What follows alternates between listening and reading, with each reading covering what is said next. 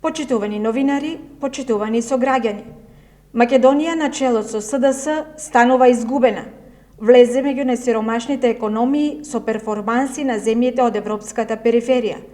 Додека Македонија тоне во долгови, Кочани сериозно заостанува станувајќи инфраструктурна црна дупка. За само 2 години ја доби титулата најзагаден град во Источна Македонија. Воздухот е отровен, а стапката на иселување е алармантна. Општината никогаш не била во полоша состојба, не е реализиран ниту еден битен капитален проект, се што ветија излажаа.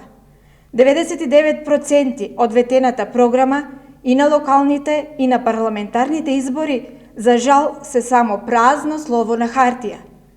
Прашуваме, каде се бомбастично најавените проекти од витално значење за општина Кочани? И зошто никој од власта не зборува за ветувањата на градоначалникот и на владата? Зошто од општинската организација на СДС и од локалната не признаваат дека свесно ги излажаа граѓаните? Каде е гасификацијата на цела општина Кочани? Каде е старечкиот дом? До каде е финансиската поддршка за секое новородено дете? Каде е новата водоводна мрежа, професионалниот театар? Зошто во екот на зимскиот туризам на Пониква не се користат топовите за вештачки снег?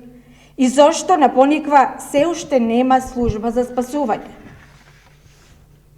Со политиките на Зоран Заев и Николчо Илиев не само што е потрошена сегашноста, туку е нагризан и дел од иднината. Граѓаните секој ден и се почесто чувствуваат како да живеат во рурална општина, далеку од современиот свет. Казната ќе стигне многу наскоро. Граѓаните се следат и се паметат.